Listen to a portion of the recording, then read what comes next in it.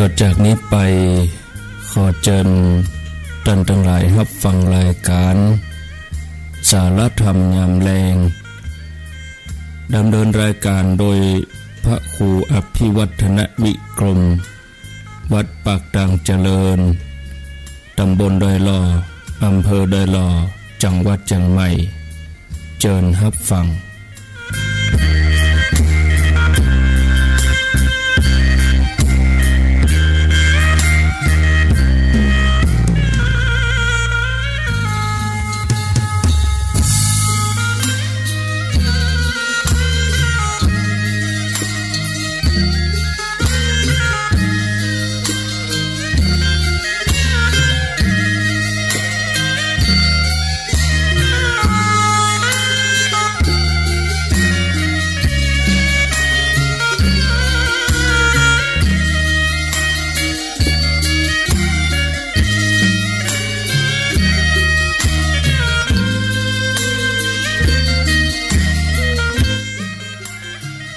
ขอ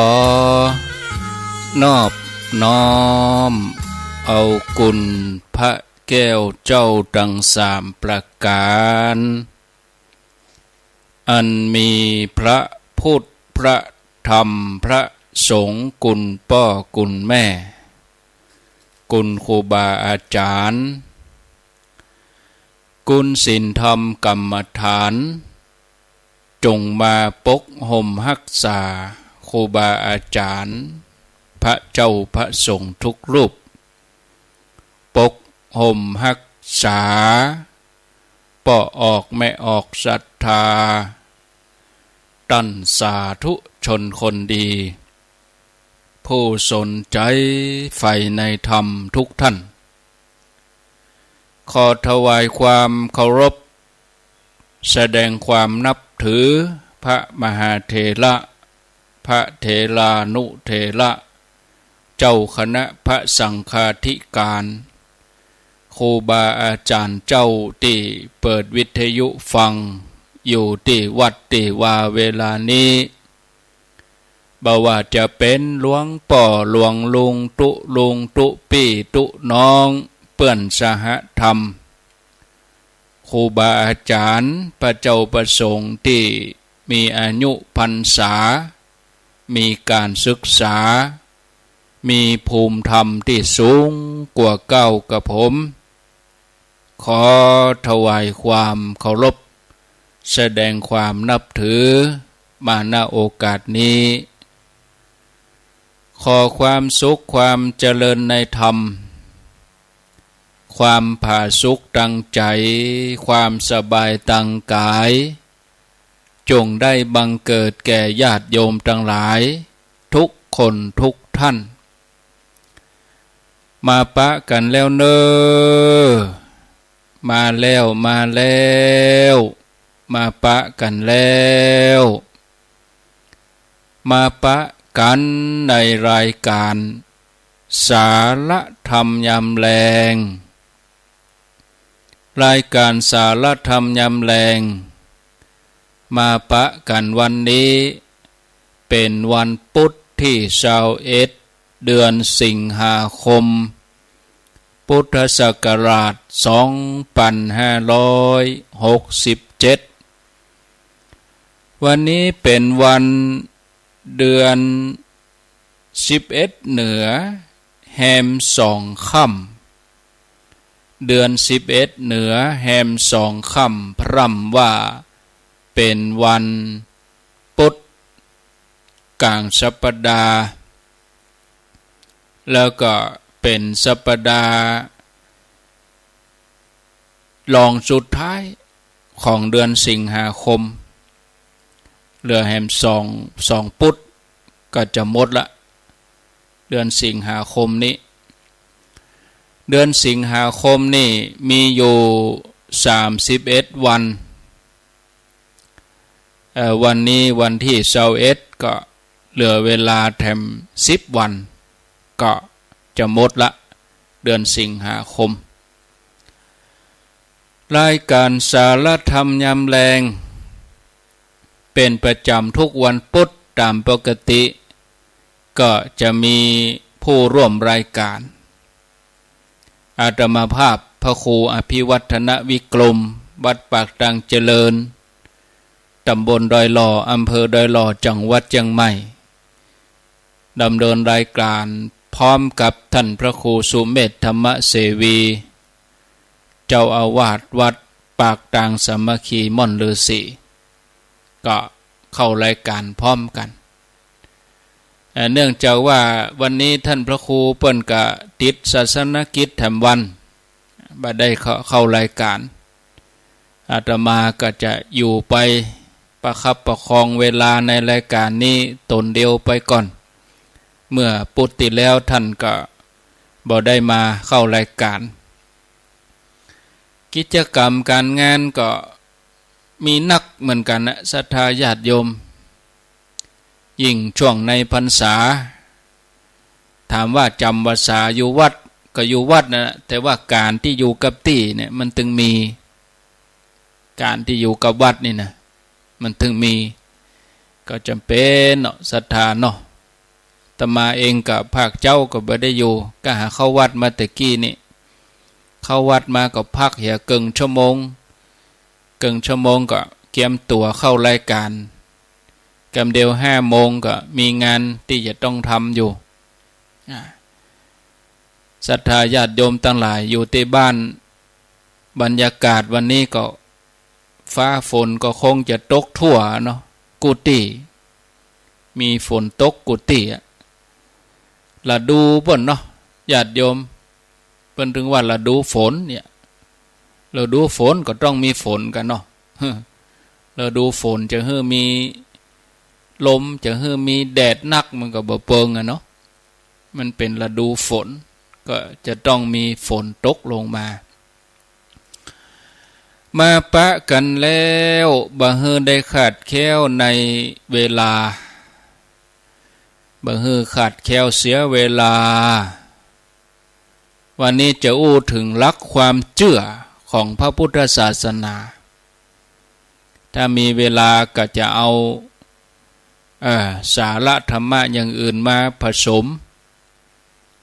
มาอู้ฮือศรัทธาเฮาทั้งหลายได้รับฟังกันในเวลาที่มีอยู่นี้วันนี้ก็จะประคับประคองอยู่กับญาติโยมไปจนถึงป่น5 โมงเนาะอยู่กัน2 ชั่วโมงจะไปฟังเบื่อฟังนายฟังไก่กันเตือนปุติแล้วนี่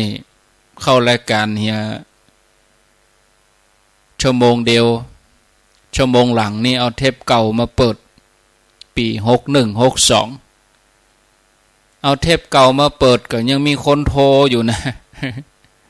ในใต้รายการแสดงว่าญาติโยมเปิ้นฟังแล้วเปิ้นสับสนสับสนเปิ้นก็เลยโทรวันนี้จัดสดนะญาติโยมขอบคุณทุกท่านที่ติดตามให้ความสนใจญาติโยมที่ฟังทางวิทยุแล้วก็ญาติโยมที่ติดตามเข้ามาทางระบบ Facebook ก็ตักบูชาเปิ้นเห็นน้อยเนาะเปิ้นเข้ามาแล้วทาง Facebook ก็มีที่เข้ามาชื่อว่าจุนศรีพาชาแล้วก็แม่ครูเกษณีชัยเทพเครือวันหน่อแก้วแม่เอ้ยสุติวงศ์มยุรีพงกูแสงล่าเนาะอนุโมทนาไพลินจัญญาฟองศักดิ์ดวงกำมลประนอมศรีดาแก้วแม่สรินทิพย์บุญเลิศสมศรีน้อยปัญญาชิดชบาแล้วก็เพียรศรีประทุมธาจันจรัสอันนี้เปิ้นฝากประชาสัมพันธ์ตัวรับฟังทางคลื่น 104.50 ไฟหินกะธรรมสัญจรของคณะสงฆ์อำเภอเมืองวันที่25 สิงหาคมนี้วันอาทิตย์เวลา 1 ทุ่มที่วัดไฟหินเนอะศรัทธาญาติโยมฟังเทศฟังธรรมกันก็ขออนุโมทนาวิไลวันอภิชัยจิตพานีอู่ทอง อรวรรณวิชุนันท์สุทิตพิสมัยนวลนิตชวชาติเกตวาทองมายองติดตามอยู่ที่เมืองแป้ฟังอยู่เมืองแป้บุญเด้อนี่นะเกษรินอินด้วงแม่เรนูชัยวงศ์บ้านล่องดอนใจอนุโมทนาดวงสิริสมศรีใจบุญพัฒนันวิจิตรไพศาลแม่จีรพันธ์โมเปาะก็ขออนุโมทนาได้ตักได้อูจาได้อีก็เปาะเนาะสำหรับท่านที่เข้ามาตั้งระบบ Facebook อาจจะบ่ทั่วบ่ถึงหมดเก่าก็ถือว่าตักอู้จากันไปแล้วก็ท่านผู้ฟังที่ฟังทางสถานีนี่ก็กูตี้เนอะกูตี้ทุกคลื่นทุกที่ทุกแห่งก็ขออนุโมทนาบุญตัวบอกว่าจะสถานีที่ไหนตั้งใดเนาะปัญหาสำคัญที่ย่าฮื้อหมู่เฮาทั้งหลายเจ้าพุทธบ่สามารถเข้าใจคำสอนที่แท้จริงของพุทธศาสนาปัญหาที่มันมาเกิ้งมันเป็นกำแพงใหญ่อันนั้นก็คือความเชื่อคือเฮาทั้งหลายนี่จะเข้าใจว่าพระพุทธเจ้าสอนให้เฮาเชื่อในคำสอนของพระองค์โดยที่บ่ต้องลังเลสงสัยรวมไปจนถึงเฮาเชื่อกันว่าคำสอนที่บันทึกอยู่ในตำรับตำราทั้งหมดเป็นคำสอนที่แท้จริงของพุทธศาสนาถ้าเฮาจะพิจารณาแล้วเนี่ยเฮาจะต้องทำความเข้าใจให้ถูกต้องกันเหียก่อนอื่นเฮาต้องเข้าใจเหียก่อนว่าคำสอนขององค์พระสัมมาสัมพุทธเจ้าคำสอนในด้านทางพุทธศาสนานี่มี2ระดับธรรมดาแล้วก็ระดับสูงขึ้นไประดับธรรมดากับระดับศีลธรรมทั่วไปเป็นคำสอนในเรื่องของการครองเรือนการดำเนินชีวิตตามปกติของเฮาทั้งหลายที่มีผลเป็นความปกติสุขบ่เดือดร้อนถึงตัวเองแล้วก็ถึงส่วนรวมซึ่งคำสอนระดับศีลธรรมนี่จะเป็นคำสอนสำเร็จรูปที่บ่ต้องใจการพิจารณาอย่างหนักมากมายเข้าใจโดยทันทีโดยหลักคำสอนด้านศีลธรรมก็สรุปอยู่ในตัวนั่นคือการบ่เบียดเบียนผู้อื่นการเมตตาช่วยเหลือผู้อื่นการให้ทานรักษาศีลการเสียสละการให้อภัยการทำหน้าที่การงานของตัวเองให้ถูกต้องความอดทนขันติความขยันความซื่อสัตย์การละเว้นอบายมุขละเว้นสิ่งเสพติดการประหยัดมัธยัสถ์อดออมเอานี่เป็นต้นอันนี้คือระดับศีลธรรมคำสอนระดับศีลธรรมนี่จะเอาไว้สอนธรรมดาอย่างเฮาทั้งหลายเป็นฆราวาสญาติโยมเราอ่อนลูกหลานหงห่ำหงเฮียนระดับศีลธรรมนี่ก็บ่ได้เน้นเรื่องความเชื่อไผจะเชื่ออย่างใดก็ได้ขอเพียงแต่ว่าบ่ทำความชั่วทำแต่ความดีเต่าอีกก็เพียงพออย่างที่เจ้าพุทธส่วนใหญ่เฮาทำกันอยู่นี่ยังเชื่อกันว่าเมื่อทำความดีไว้จากนี้เมื่อเฮาจากโลกนี้ไปแล้วเสียชีวิตตายไปแล้วก็จะไปเกิดในที่ดีตามบุญตามกุศลตามความดีที่ตัวเองทำตรงกันข้ามเมื่อทำความชั่วไว้ในชาตินี้ตายไปแล้วก็ไปอยู่ในที่ต่ำหรือ ถ้าว่าหมดกิเลสไปแล้วตายไปแล้วก็จะไปเข้าสู่นิพพานคือดับสูญไปเลยนี่ระดับที่สองคือระดับสูงขึ้นมาเป็นคำสอนในเรื่องของการดับทุกข์แล้วก็เป็นคำสอนที่เกี่ยวข้องในเรื่องของอริยสัจสี่เป็นคำสอนเรื่องการดับทุกข์อันนี้เป็นคำสอนที่สำคัญที่สุดของพระพุทธศาสนาที่องค์พระสัมมาสัมพุทธเจ้าพระองค์ได้ตรัสสอนเป็นคำสอนสูงขึ้นมาแถมน้อยเนี่ยโดยจะให้ใจสติพิจารณานำเข้าสู่ปัญญาเอาคำสอนนั้นมาปฏิบัติเนี่ยนี่ศรัทธาญาติโยมเหมือนสอนเรื่องยากให้เป็นเรื่องง่ายหงายของที่คว่ำเนี่ยอันนี้คำสอนอย่างอี้ศรัทธาญาติโยมทั้งหลายยังสอนละอ่อนว่าร่างกายของเฮาแท้ๆเนี่ยมันบ่มีหยังมีกาดินน้ำลมไฟมีกัดมีหยังเข้ามาละอ่อนก็จะบ่ค่อยเข้าใจเพราะละอ่อนก็หันว่าร่างกายของเฮาก็มีแข้งมีขามีหูมีตาอย่างเงี้ยแต่เฮาจะไปบอกว่ามีธาตุสี่มีขันธ์ห้ามีอายตนะนี่เขาก็บ่เข้าใจเพราะว่าเขาหันร่างกายของเขาก็คือว่ามีหูมีตามีแข้งมีขามีมือมีปากเนี่ยธรรมะที่สูงขึ้นไปนั่นคือว่าร่างกายของเขานี่เป็นธาตุสี่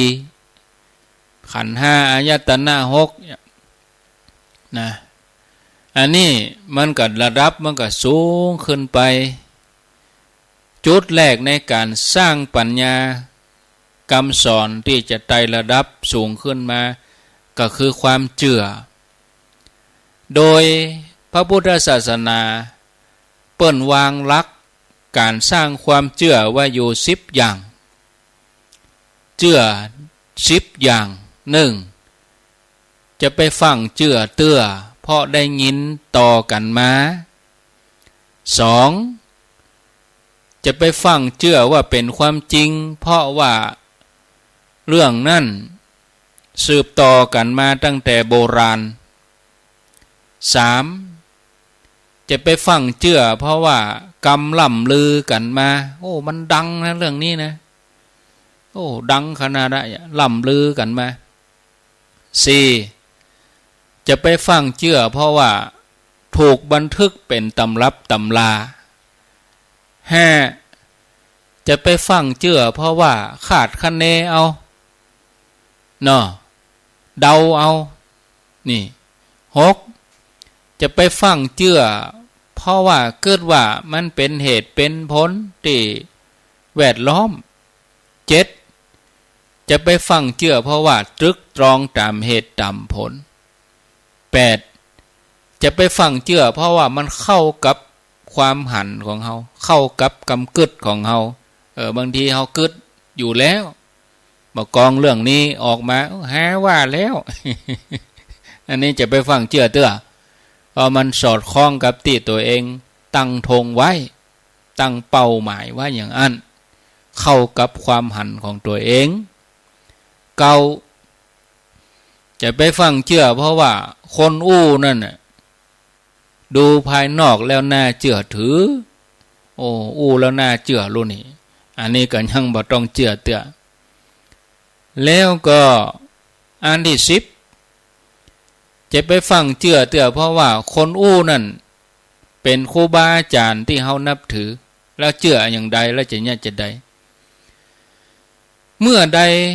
ที่เฮาฮู้ด้วยตนเองในนำธรรมคำสอนเฮาสามารถพิจารณาแยกแยะได้ว่าอันยังเป็นกุศลอันยังเป็นอกุศลคือเฮาสามารถแยกได้ว่าอันยังดีอันยังให้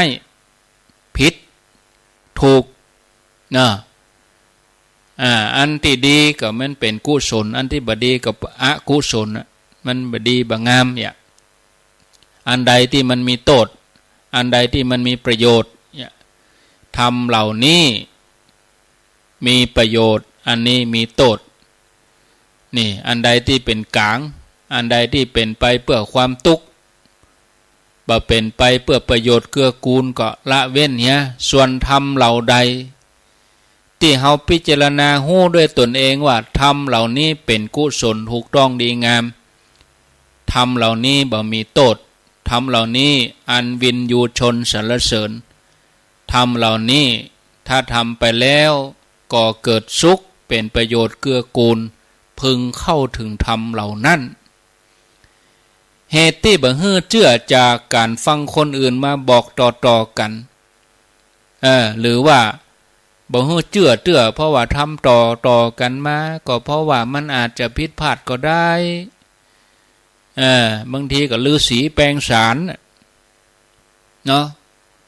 ต้นสารต้นข้อความแหมอย่างเพื่อมาถึงเฮาข้อความไปแหมอย่างมันผิดพลาดไปเกิดการผิดพลาดเพราะบอกต่อกันมาทำต่อกันมาส่วนกำเล่ากำลือนั่นคนที่เปิ้นมีสติปัญญานี่เปิ้นจะบ่เชื่อเปิ้นบ่ทำด้วยนะมีแต่คนโง่เท่านั้นที่ชอบเล่าลือแต่งเรื่องขึ้นมาเป็น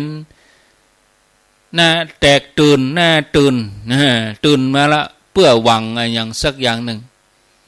หวังจะได้ข่าวขายข่าวเนี่ยกำเล่าลือ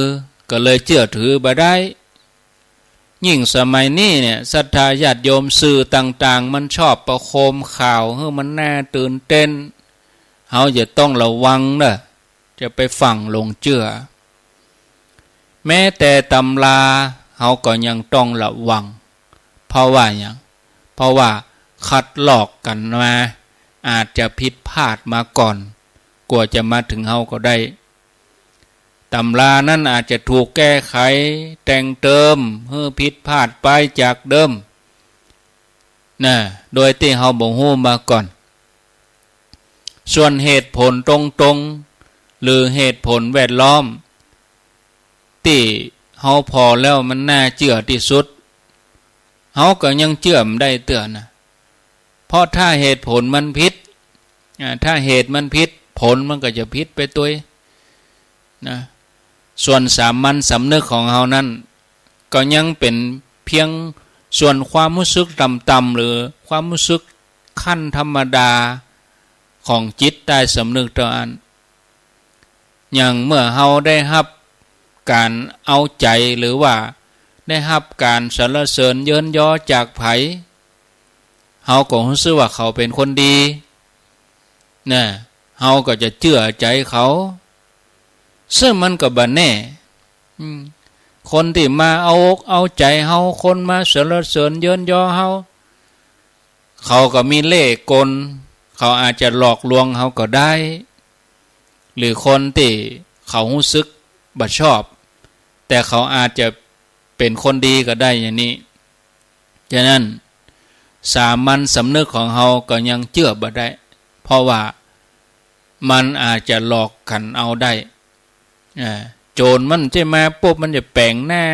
ยักมาเลยหรอมันมาในรูปของพระเอกนะ มาในรูปของนางเอกพระเอกโจรนี่มันจะนับได้นับมามันทางสร้างความเชื่อถือเฮาเหี่ยก่อนเอามาอย่างนี้มาแนวนี้แล้วเฮาพิจารณาให้ดีบางทีเฮาก็มีความหันยังใดอยู่ก่อนแล้วเมื่อมีคนมาบอกมากล่าวมาสอนมันตรงกับความหันของเฮาที่มีอยู่เก่าเฮาก็เชื่อเลยซึ่งถ้าเฮาความหันของเฮานั้นมันผิดมาก่อนโดยที่เฮาบ่ฮู้ตัวความเชื่อนั่นก็ผิดไปตัวแม้คนที่มาบอกมาสอนนั่นพอแล้วน่าเชื่อถือสมมติว่าเขามีคนเคารพนับถือนักเขามีปริญญาหลายใบเขามีความรู้หลายด้าน บางทีก็ยังเชื่อถือบ่ได้แต่นะเพราะคนที่มาบอกมาสอนนั่นเขาเองก็อาจจะมีความหันผิดนะโดยเขาเองก็อาจจะบ่ฮู้ตัวถ้าเฮาลองเชื่อเขาเฮาก็เกิดความหันผิดไปตัวอย่างมีลัทธิอย่างต่างๆออกมาตามสื่อเนี่ยเพราะว่าเนี่ยความหันผิดนี่นะแม้แต่ครูบาอาจารย์ของเฮาเองเนี่ยญาติโยมถ้าเขามีความหันผิดมาก่อนโดยที่เขาเองบ่ฮู้ตัวถ้าเฮาเชื่อว่าครูบาอาจารย์เนี่ยเชื่อไปตามนั่นเฮาก็จะเกิดความหันผิดไปตัวยกตัวอย่างอย่างกับอหิงสกะอย่างกับพระองคุลิมานนี่เนาะเชื่อตามอาจารย์นะอาจารย์ใจให้ไปตัดนิ้วเนอะก็ไปเชื่อเพราะตามอาจารย์ทันทีซึ่งการถ้าว่าบ่เชื่อก็เขาจะเนรคุณให้มากะเนี่ยองคุลิมานเขาจะต้องแยกให้ออกว่าการเนรคุณก็คือการทำให้ผู้มีพระคุณเป็นทุกข์ส่วนการที่เขาบ่เชื่อท่านเตื้อเนี่ยเพราะท่านอาจจะมีความหันผิดมันบ่ได้จัดว่าเป็นการเนรคุณนะศรัทธาญาติโยมนี่หลักความเชื่อเนี่ยจะแนะนำเขาว่าจะไปเชื่อจากเพราะเหตุผลเพียงเต่าอีคือจากแต่ละข้อนี่นะเพราะความเชื่อในแต่ละข้อน่ะมันมีโอกาสที่จะผิดพลาดได้ทั้งนั้นถ้ามันผิดมาก่อนแล้วเขาเชื่อตัวเขาก็จะเกิดความผิดไปตัวโดยที่เขาไม่รู้ตัวแล้วการปฏิบัติของเขาก็จะผิดไปตัวแล้วเมื่อมีการปฏิบัติผิดผลมันก็จะผิดตัวแต่ถึงแม้บังเอิญเราจะได้คำสอนที่ถูกต้องมาแล้วเรานำมาปฏิบัติโดยที่บ่ใช้การพิจารณาไตรตรองให้เกิดความเข้าใจเสียก่อนการปฏิบัตินั้นก็ย่อมที่จะเป็นการปฏิบัติที่บ่ได้ใช้ปัญญามันก็เกิดความผิดพลาดได้นะหลักการสร้างความเชื่อที่ถูกต้องก็คือเมื่อเฮาได้เรียนรู้คำสอนใดมาเบื้องต้นเฮาก็จะต้องนำมาพิจารณาไตรตรองเสียก่อนว่ามันมีประโยชน์ก็มีประโยชน์เนี่ยถ้าเฮาได้ข้อมูลไหนอย่างมานะใจปัญญาให้นักจะไปใจอารมณ์ปัญญามันต้องเหนือกะเนาะบางคนเนี่ยอารมณ์เหนือปัญญาถ้าเอาอารมณ์เหนือปัญญาเกิดปัญหาตัวมาถ้าเอาปัญญาเหนืออารมณ์มันมีแต่ประโยชน์บ่มีโทษนี่อันนี้เขาก็จะต้องนำมาพิจารณาไตรตรองถ้าหันว่ามันมีโทษก็ละเหี้ยขว้างเหี้ยทิ้งเหี้ยก็มันมีโทษเก็บไว้อย่างเมื่อถ้าหันว่ามันมีประโยชน์ก็เอามาทดลองพิสูจน์ดูโอปนัญญิโกก็คือเอามาปฏิบัติพอเหียก่อนถ้าปฏิบัติอย่างเต็มที่เต็มความสามารถแล้วยังบ่เกิดผลก็คือละทิ้งเนี่ยแต่ถ้าปฏิบัติแล้วมันเกิดผลอันนั้นก็ก้อยปฏิบัติแล้วก็เชื่ออันนี้แถมขั้นต่อไปจุดสำคัญหลักความเชื่อนี่เขาจะต้องเข้าใจด้วยนะศรัทธาญาติโยมเข้าใจจะได้เข้าใจว่าบ่ได้ห้ามว่าบ่ฮื้อศึกษาคำสอนเห็นเลยนะคือคนเฮากลัวจะกินได้อู้ได้ปากได้กลัวจะมี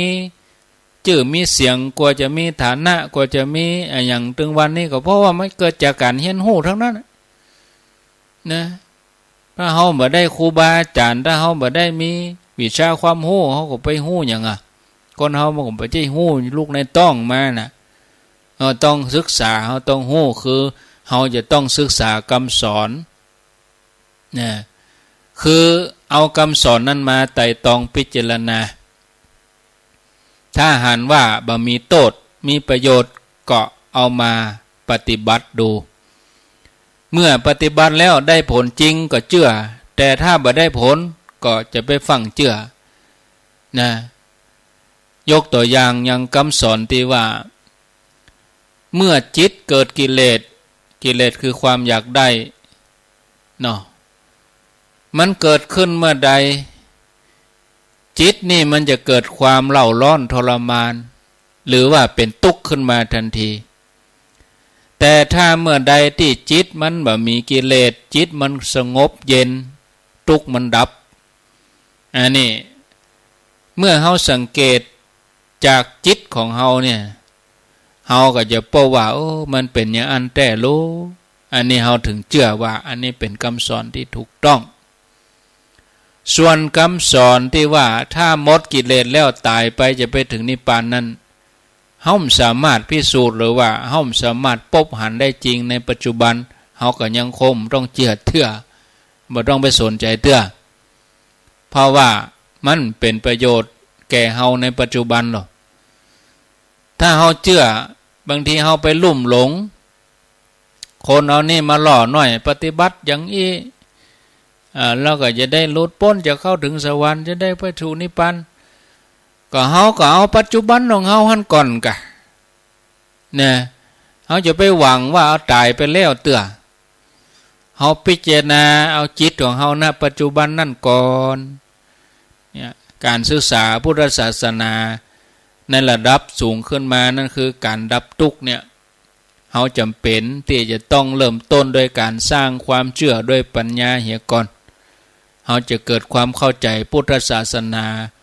ได้อย่างถูกต้องแต่ถ้าเฮาข้ามจุดนี้นะ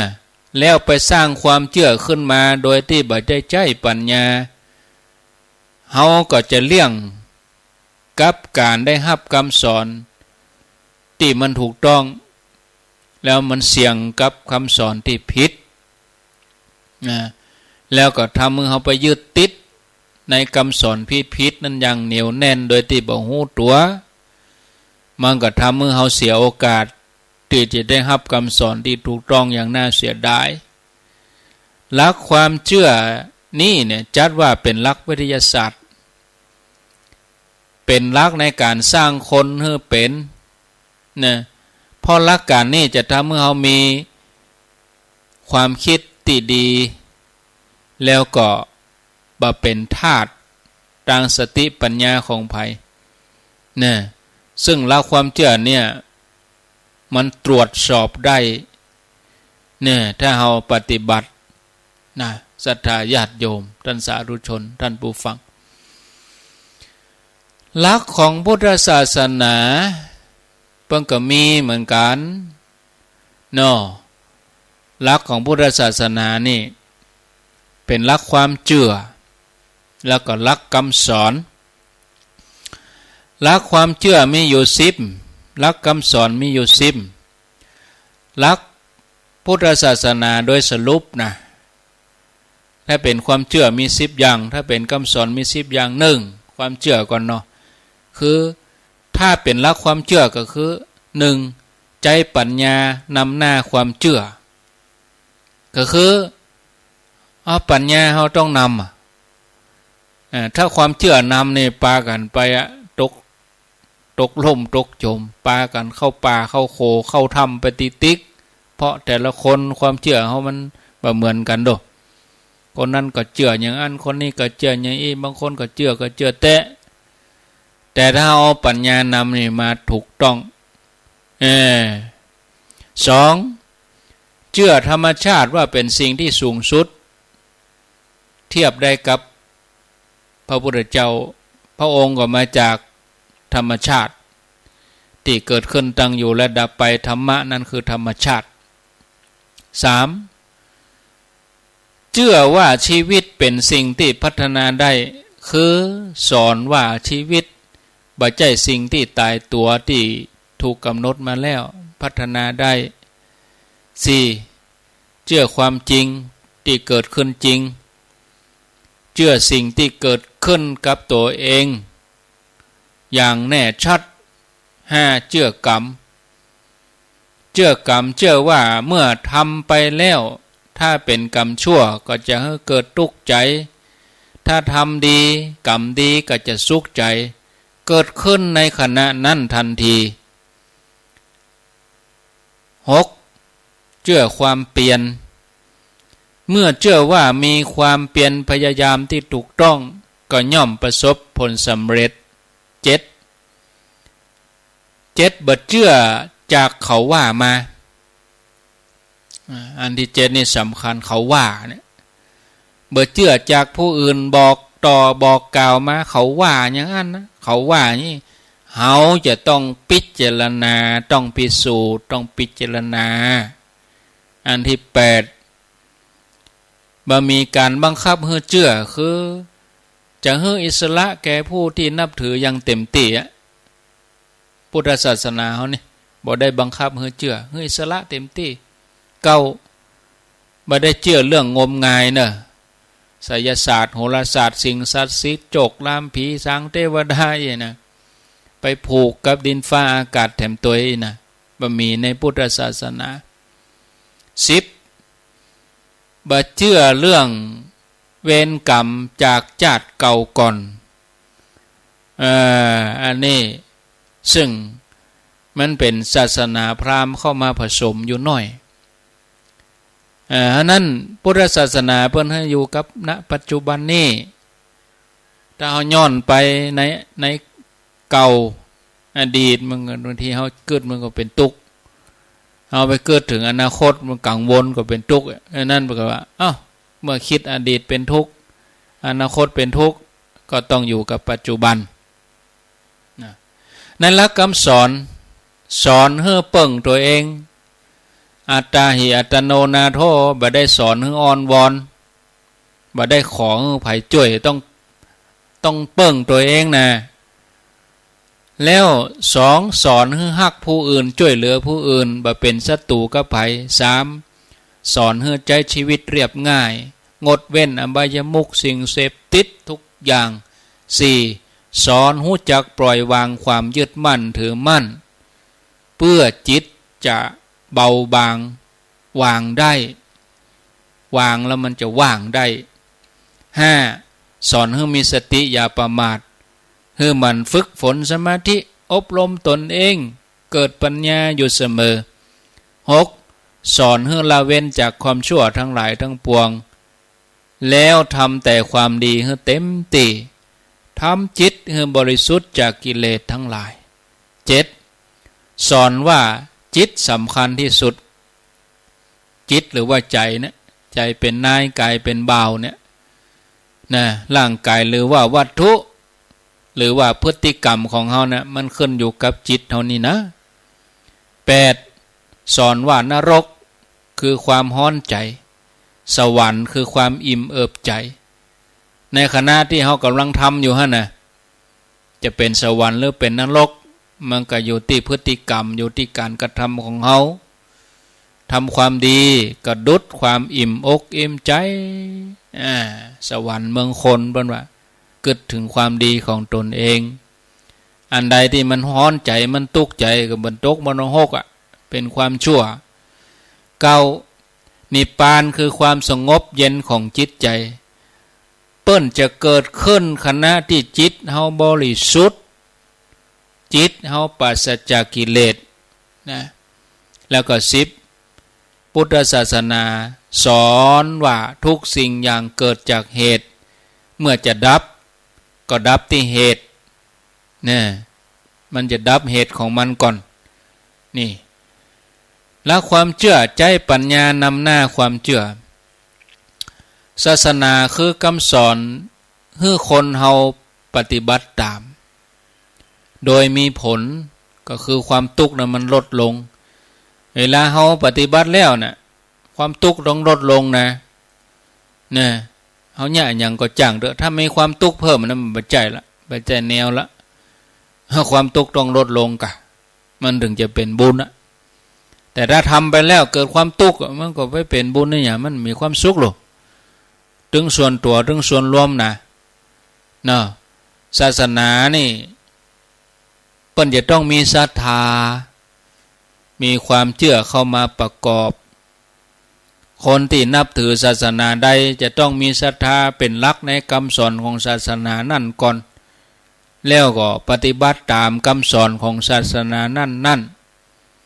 ศาสนาโดยทั่วไปนี่นะศรัทธาญาติโยมเปิ้นจะสอนให้เรามีความเชื่อมั่นในหลักคำสอนของศาสนานั่นก่อนเป็นอันดับแรกบางทีก็บ่เด่นในเรื่องปัญญาสักเท่าใดมันก็มีผลดีอยู่นักอยู่กับคนที่ยังมีเวลาศึกษาคำสอนลึกซึ้งรวมไปจนถึงคนที่ยังบ่ได้พิจารณาละเอียดพอแต่พุทธศาสนานี่ต่างจากสิ่งอื่นศาสนาอื่นตัดติว่าสอนให้ใจปัญญานำหน้าความเชื่อคือจะสอนให้เข้าใจด้วยเหตุด้วยผลเนี่ยก่อนแล้วก็ก่อยศรัทธาตัวมาเหมาะสำหรับคนที่พอจะมีบุญเก่าอยู่แล้วพ่องนะอันต่อมาคือเชื่อธรรมชาติว่าเป็นสิ่งที่สูงสุดสิ่งสูงสุดหมายถึงสิ่งที่มีอำนาจสูงสุดในเอกภพในจักรวาลเนี่ยยังมีอำนาจสูงสุดคือธรรมชาติเนี่ยธรรมชาตินี่ควบคุมกูอย่างนะศรัทธาญาติโยมถ้าเป็นคริสต์เป็นอิสลามนี่เปิ้นจะนับถือพระเจ้าของเปิ้นก็อดเป็นสิ่งสูงสุดเป็นผู้สร้างเป็นผู้รักษาแล้วก็เป็นผู้ทำลายตัวศาสนาพุทธศาสนานี่สิ่งสูงสุดนะนั่นคือกฎธรรมชาติเป็นสิ่งที่สูงสุดพุทธศาสนาสอนว่ากูสิ่งกูอย่างเนี่ยเป็นไปตามธรรมชาติของมันว่ามีภัยมาควบคุมหรือว่ามีภัยมาบันดาลก่อนเฮาจะเกิดมาเปิ้นก็มีอย่างเงี้ยเฮาตายไปเปิ้นก็เป็นอย่างเงี้ยตะวันก็ขึ้นดังนี้ก็ตกดังปุ้นถึงเวลาฝนมันก็ตกเป็นไปอย่างนี้มาบ่ฮู้กี่เจนกี่จาดนะบ่ว่าจะความสุขความทุกข์หรือว่าความเจริญความเสื่อมทั้งหลายทั้งปวงมนุษย์ทั้งหลายล้วนแล้วเป็นไปตามเหตุตามผลของธรรมชาติสักแต่ว่าธาตุตามธรรมชาติเท่านั้นนี่เนาะแล้วก็เชื่อว่าชีวิตเป็นสิ่งที่พัฒนาได้ท่านผู้ฟังญาติโยมท่านทั้งหลายเฮาทั้งหลายนี่จะมีความเชื่อกันว่าชีวิตถูกกำหนดไว้แล้วจากโจกจากดวงจัตตาอีเนาะชีวิตถูกกำหนดมาแล้วในจาตุปางก่อนส่วนใหญ่เขาจะมีอย่างเงี้ยซึ่งบ่สามารถจะฝืนได้ฝืนเป็นอย่างอื่นบ่ได้นะห้องว่าชีวิตเป็นสิ่งที่ตายตัวหรือว่าถูกกำหนดไว้แล้วบ่มีภัยเปลี่ยนแปลงเป็นอย่างอื่นไปได้อันนี้มันผิดนะเข้าใจอย่างอี้ผิดนะถ้าพุทธศาสนานี่เปิ้นอย่าบอกว่าชีวิตมันเป็นของเฮาสามารถพัฒนาได้หรอเปลี่ยนแปลงได้หรอดุจดังดอกบัวเกิดแต่ตมถึงเวลาชูช่อชูก้านสวยงามเกิดจากขี้เปอะแต่ว่าเอาไปใจไหว้พระเอาปักเจกันอันนี้พุทธศาสนาเพิ่นจะสอนเจอี้บ่ใจบอกว่าโจกชะตามันถูกกำหนดมาแล้วอีนะคนที่ไปเชื่ออย่างเงี้ยมันผิดนะคือบอกว่าไผจะมีนิสัยดีบ่ดีอย่างใดก็ตามถ้าเขาตั้งใจใหม่เปลี่ยนแปลงปรับปรุงตัวเองให้จริงจังก็สามารถพลิกมาเป็นคนดีได้เนี่ยถ้าสามารถที่จะพร้อมที่จะพัฒนาตัวเองแล้วก็เชื่อความจริงที่เกิดขึ้นจริงพุทธศาสนาเปิ้นสอนให้เฮาขยันศึกษาหาความรู้อุอากะสะขยันหารักษาดีมีกัลยาณมิตรเลี้ยงชีวิตให้เหมาะสมสุจิปุริเนาะแต่เปิ้นบ่สอนให้เชื่อในสิ่งที่ได้หู้มาทันทีนะ บ่ใช่ว่าหู้มาก็เชื่อนะจนกว่าตัวเองจะได้ลงมือปฏิบัติเห็นเหตุผลชัดเจนอันนี้ก็คือหลักคำสอนสอดคล้องกับหลักวิทยาศาสตร์แต่เฮาอย่างอันเฮามักจะเชื่อความจริงที่เฮาได้ยินได้ฟังที่เฮาได้หันจริงสำหรับอย่างมันถูกใจจริงเพราะมันถูกใจเฮาบางทีเฮาโดนหลอกโดยที่บ่ฮู้ตัวนะเชื่อเรื่องกรรมคือการกระทำด้วยกายวาจาใจด้วยเจตนากรรมเจตนากาบอกว่าใครจะทำดีทำชั่วอย่างใดนะมันอยู่ที่เจตนาพุทธศาสนาสอนกรรมคือเจตนานะกรรมจะให้ผลก็อยู่ที่เจตนาตนเองนะแล้วก็เพิ่นให้เชื่อเรื่องความเพียรเนาะความเปลี่ยนพยายามวิริยะความเพียรนี่เป็นสิ่งที่ถูกต้องจะให้ผลกับเฮาตัวอย่างคนที่เคยทำชั่วมาก่อนก็พยายามที่จะละความชั่วเพราะมีความเพียรพยายามที่จะทำแต่ความดีเขาก็สามารถเป็นคนดีได้นะอันต่อมาบ่เชื่อจากเขาว่ามาเขาว่ามาอย่างอันเขาว่ามาอย่างอี้นะพุทธศาสนาจะสอนบ่ให้เชื่อจากคนอื่นเพราะมันอาจจะผิดพลาดได้ทั้งนั้น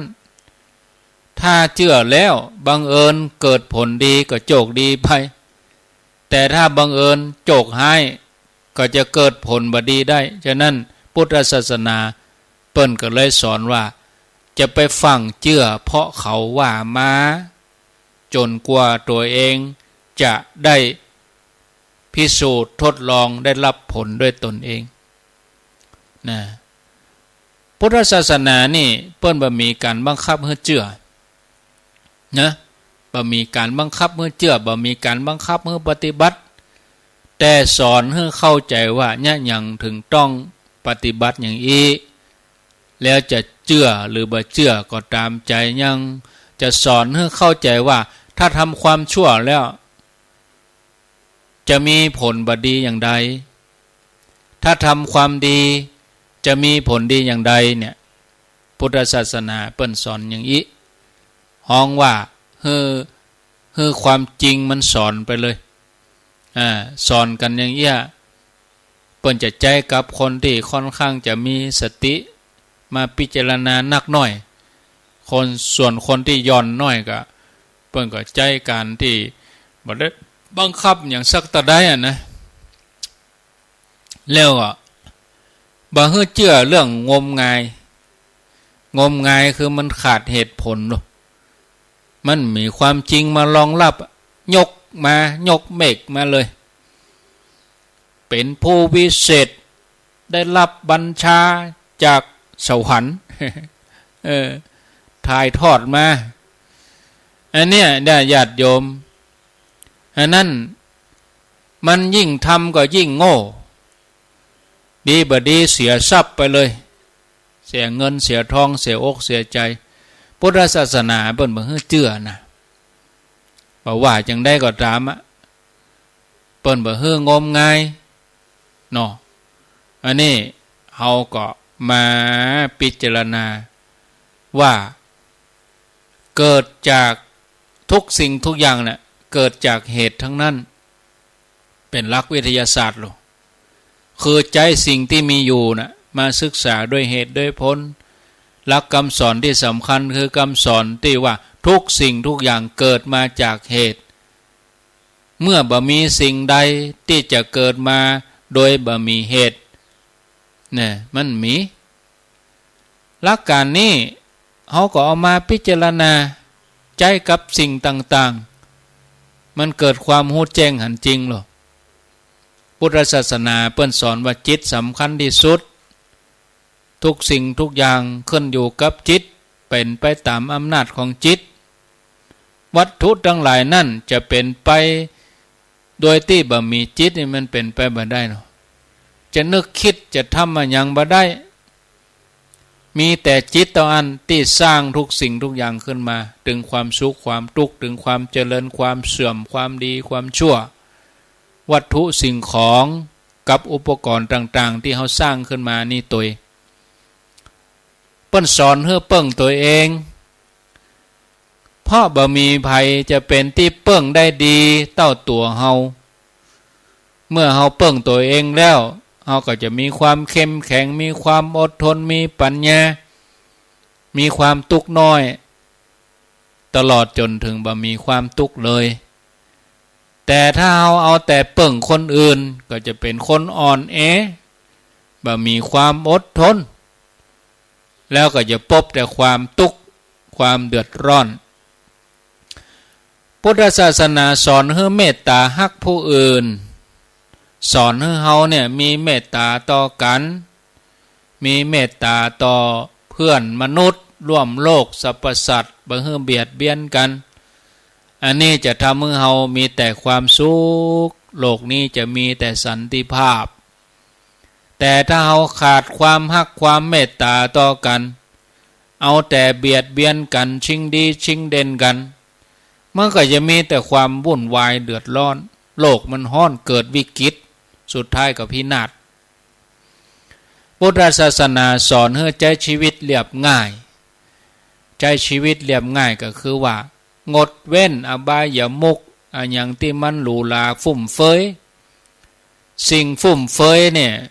จะนำปัญหามาให้เฮาเนี่ยความอยากจนขยะล้นเมืองมลพิษต่างเดินต่างดินต่างน้ำต่างอากาศสภาพแวดล้อมมันวิปริตถึงวันนี้เพราะว่าเกิดจากการฟุ่มเฟือยของเฮานี่แหละภัยพิบัติธรรมชาติเกิดขึ้นแต่ก่อนนี่ฝนตกมานี่มันเย็นนะบัดเดี๋ยวนี้เป็นได้ฝนตกมันอย่ามาฮ้อนมันอย่ามาย่างเหนียวพอเฮาตั้งหลายมันบ่ฮู้จักปอหรอกเกิดโรงงานอุตสาหกรรมเกิดอะไรอย่างขึ้นมาเบียดเบียนธรรมชาติสุดท้ายก็ขาดความสุขได้รับความทุกข์กันทั่วหน้าพุทธศาสนาสอนให้มีสติอย่าประมาทการมีสติคือการระวังตัวอยู่เสมอบ่ทำสิ่งที่ผิดซึ่งก็คือความบ่ประมาทนั่นเองและจะทำให้เฮามีปัญหาถ้าเฮาประมาทไม่ประมาทก็ไม่มีปัญหาประมาทก็เกิดปัญหาถ้าเฮาประมาทมันก็มีปัญหาก็บ่มีความเดือดร้อนตัวมาแต่ถ้าเฮาขาดสติเผลอทำผิดทำชั่วเพิ่นฮ้องว่าประมาทก็พบปัญหาพบความทุกข์เดือดร้อนตัวมาสอนให้ปล่อยวางความยึดมั่นถือมั่นความยึดมั่นถือมั่นก็คือความหันแก่ตัวชอบเอาเปรียบคนอื่นบ่ยอมไผอันนี้จะนำปัญหามานำความทุกข์เดือดร้อนมาพุทธศาสนาเปิ้นสอนให้ปล่อยวางจากความยึดมั่นถือมั่นทั้งหลายยึดมั่นถือมั่นความคิดตัวเองเป็นใหญ่ยึดมั่นถือมั่นในร่างกายของตัวเองเกินไปว่าตัวเองยังหนุ่มอยู่ที่จริงมันเท่าถึงวันอันนี้ถ้าเอาไปยึดมั่นถือมั่นเกินก็บ่มีความสุขได้อูมาก็ชั่วโมงแล้ววะอูไปก็บวยเห็นเนาะกำเดียวชั่วโมงที่สองจะมาหัวข้อว่าเนี่ยอย่างใดถึงจะพบคำสอนที่แท้จริงขององค์พระสัมมาสัมพุทธเจ้าแล้วพระพุทธเจ้าอยู่ที่ไหนพระองค์ค้นพบอันหยังนี่นะจะไปฟังไรนี้ไปไหนเด้อเนอะชั่วโมงที่สองนี่ก้อยมาปะกันกำเดียวขออนุญาตได้พักฉันน้ำได้พักเดินไปเดินมาหยุดเส้นหยุดสายผ่อนคลายสักกำก่อนฟังไรนี้ไปไหนเด้อเนอะกำเดียวก้อยมาปะกันเนอะศรัทธาญาติโยมฟังไรนี้ไปไหนเด้อ กำเดียวก่อยมาปะการมดชั่วโมงแรกขอเจริญพร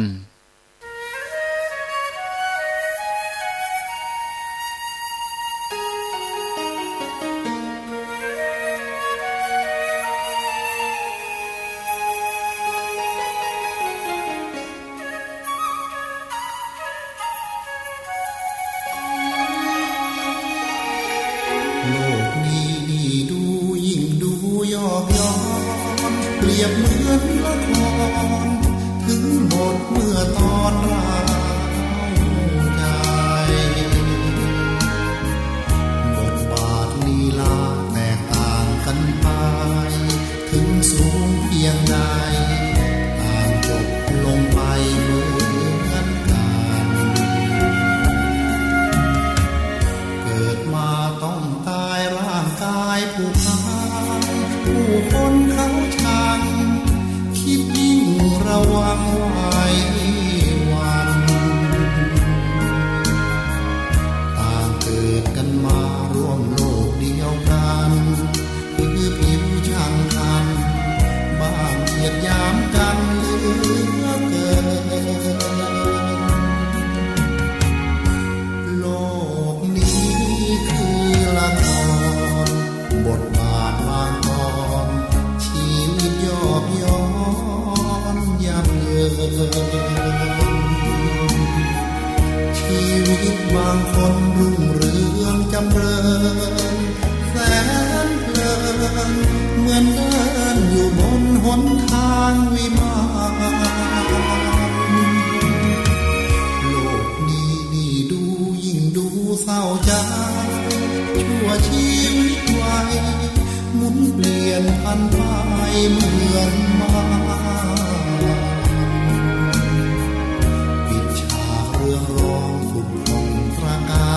รครั้นแล้วไม่นานเปิดทางเป็นความเศร้าใจ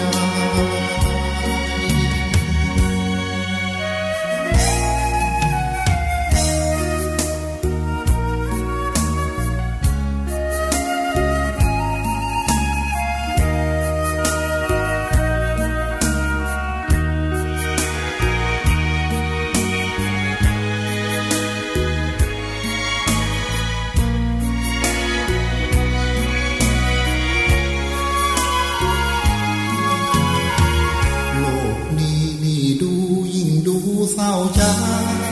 ชั่วชีวิตไว้หมุนเปลี่ยนพันไป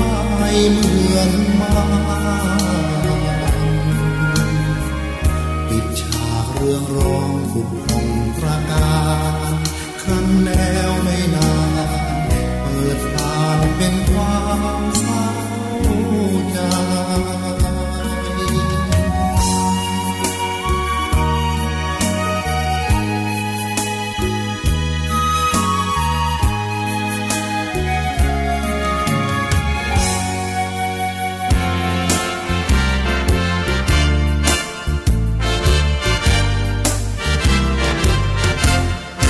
เกิ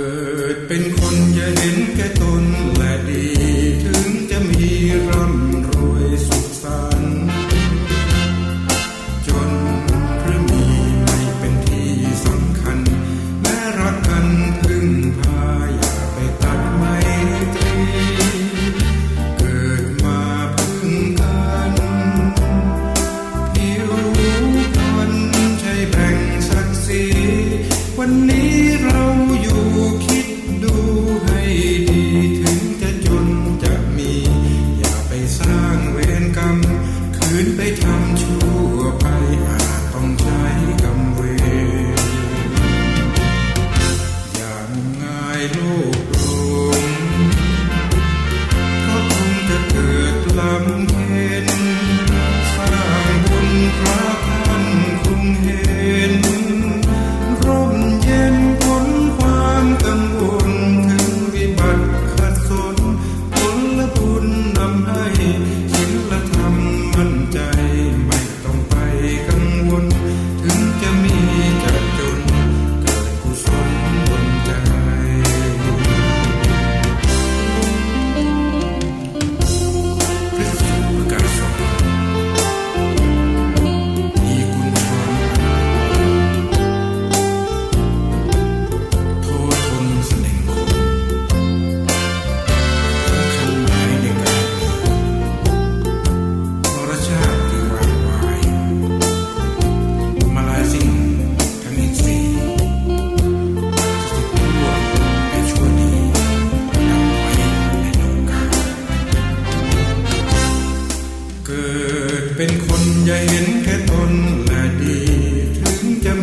ร่ำรวยสุขสันต์จนหรือมีไม่เป็นที่สำคัญแม้รักกันพึ่งพาอย่าไปตัดไมตรีเกิดมาพึ่งกันผิวพรรณใช่แบ่งศักดิ์ศรีวันนี้เราอยู่คิดดูให้ดีถึงจะจนจะมีอย่าไปสร้างเวรกรรมคืนไปทำชั่วไปอาจต้องใช้กรรมเวรอย่างมงายโลกโลกเพราะคงจะเกิดลำเค็ญสร้างบุญรักท่านคงเห็นร่มเย็นพ้นความกังวลถึงวิบัติขัดสนผลบุญนำให้ศีลธรรมมั่นใจไม่ต้องไปกังวลถึงจะมีจะจนเกิดกุศลบนใจ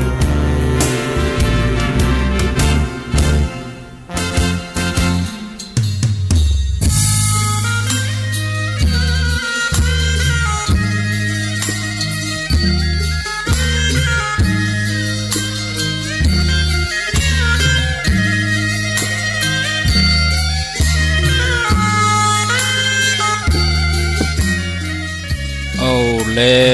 วศรัทธาญาติโยมท่านสาธุชนคนดีทั้งหลายทุกท่านได้พักฉันน้ำดื่มน้ำเดินไปเดินมาหยุดเส้นหยุดสายก็ผ่อนคลายลงไปแล้ว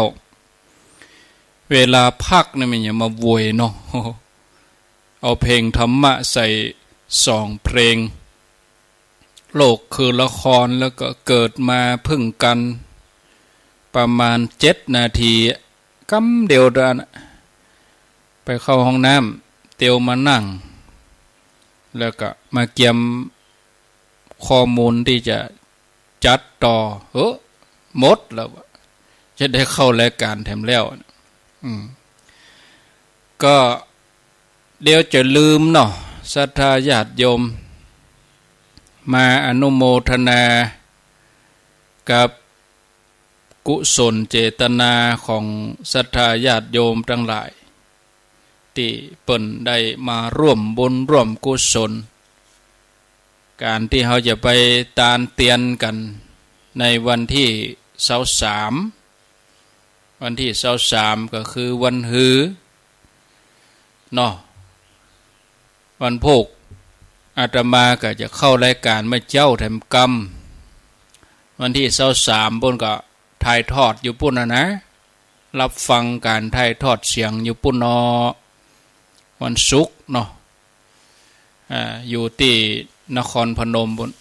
เวลาโมงนี่ก็คงถึงแล้วนะ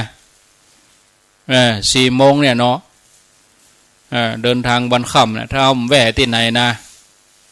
วันที่23นี่เวลาโมงนี่ถึงแล้วเข้าที่พักเข้าอย่างละสบายละก็ฝนก็ตกละดูเพิ่น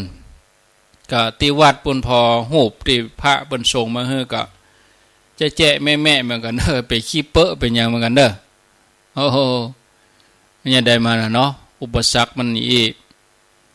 นั่นก็เฮาทั้งหลายก็จะไป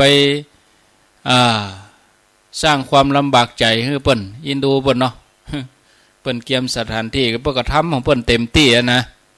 แต่มันเหตุสุดวิสัยนะเฮาบ่ต้องไปบ่นอย่างงี้บ่นไปมันก็ต้อง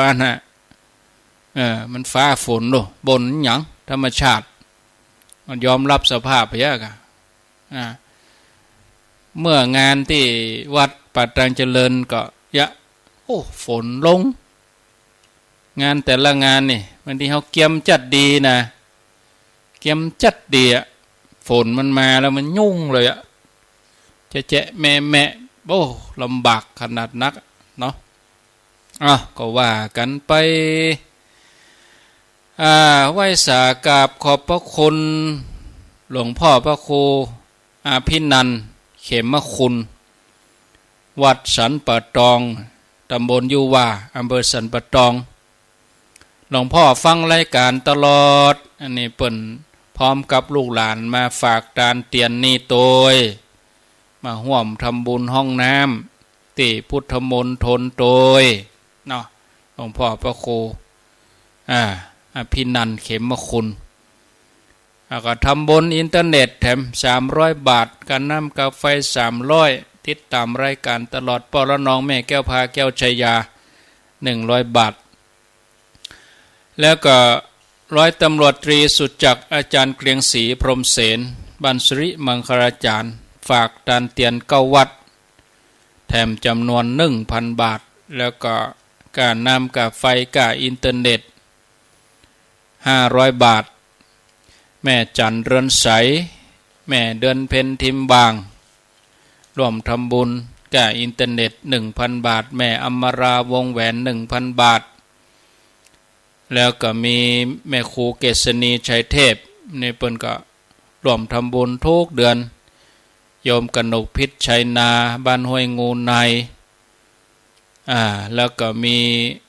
แม่ครูจงรักนาวาจักรแล้วก็มีไผ่แถมหลายคนเนาะสุธาลีสุธาสินีอีกอ่านชื่อเปิ้นผิดก็เปิ้นร่วมบุญมาแม่กันดาศีเนตรตัวเนาะยายไข่แก้วตัวเนาะมาร่วมบุญนี้จะฟังกามหูตอนบ่ายเนี่ยยายไข่แก้วกองศรีแม่นิดกาวลีบ้านให้โดงแม่ครูเพลินพิษทิพพึก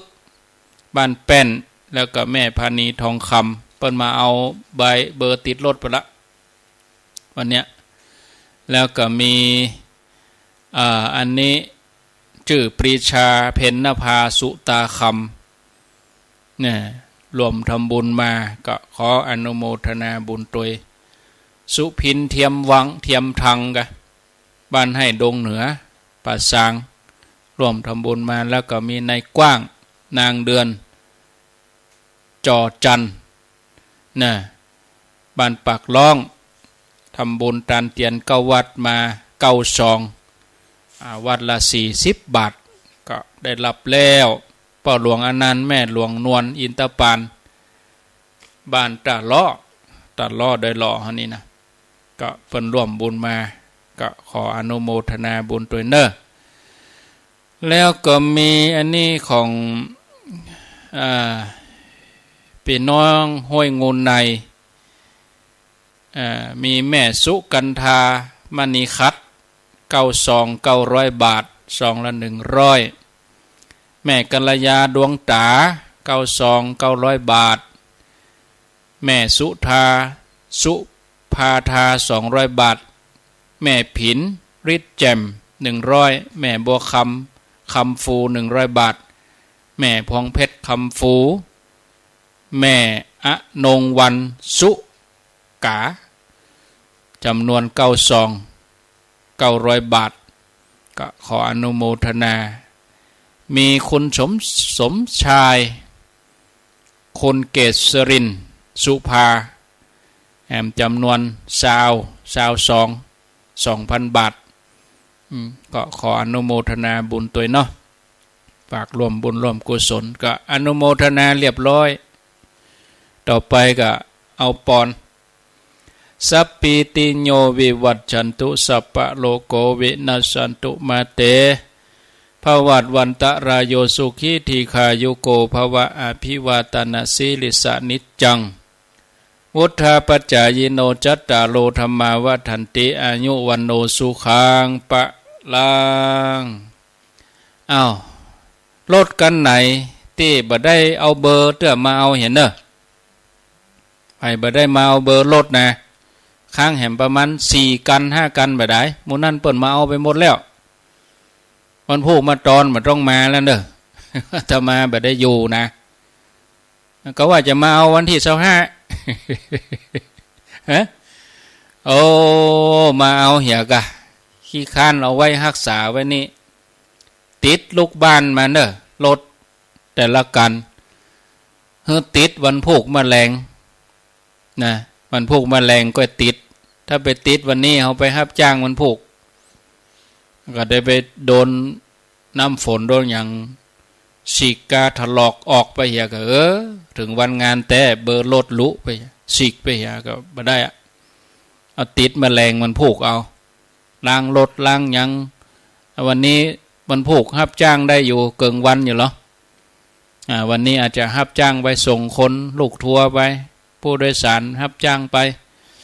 แต่วันผูกมาตอนนี้ต้องเอารถจอดแล้วเด้อ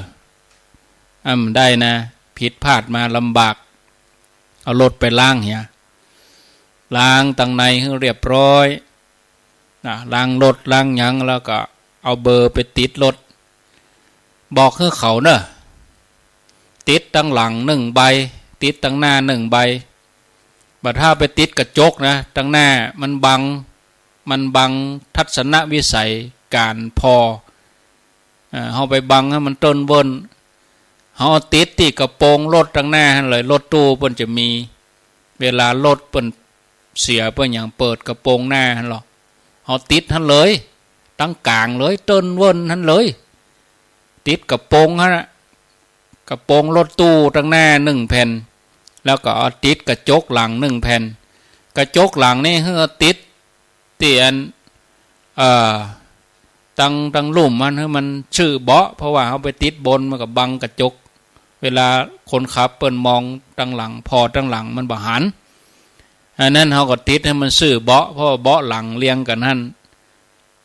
3-4 เบาะแถวหลังนั่นนะเขาก็ติดให้มันจับตีเบาะหลังแต่ว่าเอาติดกระจกตั้งนอกไปนะมันจะได้บังอย่างดีนะหรือบางอันก็เอาติดตีฝาปิดหลังนั่นเลยก็ได้ถ้าบ่เอาติดกระจกก็แล้วแต่วิธีก็คือเอาติดตั้งหน้าใบตั้งหลังใบจะไปติดประตูเนอะ ไม่มีประโยชน์อย่างติดประตูรถนะมันบหันมันยากเบอร์รถนี่คือเอาหู้ว่ารถเฮากันที่หยังนี่บ่ได้เป็นสาระสำหรับการเดินทางเนอะบางคนว่าในบัญชีเขาเจ้าเป็นเลข4เนี่ยอย่างได้เลข20มันบ่ใช่สาระนะเนอะมันบ่ใช่สาระที่นี่ที่เอาเบอร์ติดคือว่ารถมันถึง5-60 กันรถมันเหมือนกันหมดแล้วเขาประจำทะเบียนนี่ประจำเขาก็จำเบอร์เขากะรถเขาเบอร์20เบอร์30เขาก็จำเบอร์อีเอามันง่ายดีพอหันไกได้ชัดเจนแล้วบ่จำเป็นจะต้องเวลาเดินทางบ่จำเป็นจะต้องเลี้ยงกันไปตามเบอร์บ่มีเนอะบ่เลี้ยงไปตามธรรมชาติเมืองฝางอาจจะไปตัวเวียงบ่เป้าพวกก็ได้แล้วปูนอาจจะไปตัวเชียงไฮ้พวกก็ตามใจเพราะว่าแล้วแต่โชเฟอร์เพื่อจะจัดกลุ่มกันเองสำหรับอาตมาเขาเป็นรถพระคุณเจ้าแล้วก็จะมีรถตัวกันประมาณ10 กันจะตัวรถอาตมาเขาก็บักคัดข้องกับตัวกันมาคะแนนคือพอรถเบอร์1เบอร์2ฮันเดอร์รถของอาตมาเขานี่จอดกันเป็นจุดจอดกันเป็นตีส่วนกันอื่นๆนั่นก็ไปตามธรรมชาติไปทิ้งระยะห่างกันอย่างก็ทักทายอู้จากันไปมาตกลงกัน3-4 กันก็ตั้งบอเหตุช่องหนึ่ง5-6 กันนี่ก็ตั้งบอเหตุช่องหนึ่งเบียงบ่อเป้าก็จะมี2 กลุ่ม10 กันก็ตั้งบอเหตุช่องแหม10 กันนั่นก็ตั้งบอเหตุช่องเอกก็ได้นะเอาความสะดวกนะบ่ได้จำกัดอะไรอย่างไปตามธรรมชาติถ้าเราไปเรียงตามเบอร์1เบอร์2เบอร์3เนี่ยโอ้มันปวดหัวกันนั่นกับลู่แซงกันนั่นกับขับจ้าโอ้มันบัดตันกันแถมอย่างหนึ่งก็มันอย่าไปยุ่งกับการจราจรตามท้องถนนของเปิ้นอันนี้ก็คือไปตามธรรมชาติเนี่ยเนาะการใจรถใจถนนแต่ก็คือระมัดระวังจะไปคึกคืนเกินไปผู้โดยสารเขาจะไปเห่งโชเฟอร์เพื่อเปิ้นไปตามสบายของเปิ้นไปเหี้ยวลำไปกับมันลำบากฝนมันตกมันถึงพยายามไปนะทำไมขี่เหี้ยวแซงกันยังเปิ้นขี่รถแข่งนี่บ่ได้อาตมาจะหมายจื่อไว้ละเขาเป็นคนโดยสารเขาต้องเตือนพ่องต้องบอกให้เขาพ่องนะบางทีเนี่ยโอ้จะเอาใจตัวเก่าว่ามันลำบากเนาะ เอาแล้วศรัทธาญาติโยมทั้งหลายบัดเดี๋ยวนี้4:22 นาทีจะเสี่ยงบ่เสี่ยงโมหเนอธรรมะที่ค้างไว้นี่นะอู้ไว้ว่าเนี่ยอย่างใดถึงจะพบคำสอนที่แท้จริงของพระพุทธเจ้าคำสอนทางด้านพุทธศาสนาคำสอนระดับสูงนี่เป็นห้องว่าปรมัตถธรรมเรื่องการดับทุกข์ของจิตโดยอาศัยอริยสัจสี่บ่ใช่สิ่งที่เราจะสามารถรู้จักหรือเข้าใจได้อย่างถูกต้องเพียงเพราะว่าฟังจากคนอื่นมาหรือบ่ใช่สิ่งที่เราจะสามารถเข้าใจได้อย่างถูกต้องเพียงเพราะว่าอ่านจากตำราเพียงเพราะว่าการคิดคำนวณแต่เราจะรู้จักเราจะเข้าใจได้อย่างถูกต้องคือเราต้องลงมือปฏิบัติคือเราต้องค้นพบด้วยตัวเองด้วยสติปัญญาวิธีการที่เราจะเข้าถึงคำสอนพุทธศาสนาได้อย่างแท้จริงเข้าได้อย่างใดให้ถูกต้องนั่นเราจะต้องใช้เหตุผลจากสิ่งที่เราทั้งหลายทุกคนสามารถพบหันสัมผัสได้ในปัจจุบันเนี่ยเอามาพิจารณาให้ละเอียดลึกซึ้งโดยจุดเริ่มต้นที่การศึกษาคำสอนของพุทธศาสนาให้ลึกซึ้งเนี่ยให้เกิดความเข้าใจได้อย่างถูกต้องเนี่ยก่อนอื่นนี่นะท่านผู้ฟังญาติโยมเขาจะต้องปล่อยวางความเชื่อเก่าเขาก่อนความเชื่อในตำราในคำสอนที่เขาได้ฟังเรียนรู้มาจากคนอื่นแล้วก็ใช้หลักวิทยาศาสตร์เข้ามาศึกษาคือตั้งใจศึกษาธรรมชาติที่มันเกิดขึ้นจริงที่เฮากู้คนสามารถรับรู้ได้สัมผัสได้ในปัจจุบันขณะโดยใช้เหตุผลในการศึกษาเฮาบ่ใช้การคาดคะเนเฮาบ่ใช้การเดาเฮาบ่ใช้การเล่าอย่างเด็ดขาดถ้าเฮาไปใช้การเดาการคาดคะเนและการเล่าเนี่ยผิดพลาดมันถึงอย่างนั้นมันเป็นอย่างนี้มันน่าจะเป็นอย่างนั้นมันต้องเป็นอย่างนี้นะอันนี้เดาคือคาดคะเนบอกควรจะเอามาใช้นะต้องมีเหตุมีผลการศึกษานี่ถ้าเรามีเหตุมีผลนี่มันมีทางผิดพลาดเลยเมื่อพร้อมแล้วเราพิจารณาแล้วก็ถามตัวเก่าว่าเฮายอมรับความจริงหมู่นี่ก่อถึง10 ข้อเนี่ยนะยังบ่ได้ก็เอา10 ข้อนี่ก็พอก่อนบรรพุมาเจ้าก็เอาเรื่องพุทธเจ้าอยู่ที่ไหนพุทธเจ้าค้นปะอะหยังบรรพุเขาก่อยมาฟังกันเพราะเวลามันล่วงเลยมาเนาะเอา10 ข้อนี่เขาจะปะคำสอนที่แท้จริงได้เนี่ยเขายอมรับความจริง10 ข้อนี่ก่อนเนี่ยถามตัวเก่าว่ายอมรับก่อ1ยอมรับหยังยอมรับก่อว่าทุกสิ่งทุกอย่างวัตถุก็ดีบ่ใช่วัตถุก็ดีนะทุกสิ่งทุกอย่างล้วนเกิดขึ้นตั้งอยู่แล้วอาศัยเหตุแล้วปัจจัยมาปรุงแต่งประกอบกันขึ้นมาให้มันเกิดขึ้นตั้งอยู่นี่เราต้องยอมรับนี้ก่อน2เราจะต้องยอมรับว่าบ่มีสิ่งใดเกิดขึ้นมาลอยๆพุทธขึ้นมาลอยๆโดยที่บ่มีเหตุบ่มีปัจจัยหยังบ่ใช่หยังสามสีพุทธขึ้นมาเลยมันบ่มี3เฮายอมรับก็ว่าร่างกายของเฮาเนี่ยต้องอาศัยธาตุดินของแข็งธาตุน้ำของเหลวธาตุไฟความร้อนธาตุลมก๊าซต่างๆมาปรุงแต่งทำให้มีให้เกิดขึ้นให้ตั้งอยู่ต้องยอมรับนี้แถม4เฮายอมรับก็ว่า ร่างกายของเฮานี่บ่สามารถเกิดขึ้นมาลอยๆโดยที่บ่มีเหตุมีปัจจัยหยังขึ้นมาเนาะเฮายอมรับก็ว่า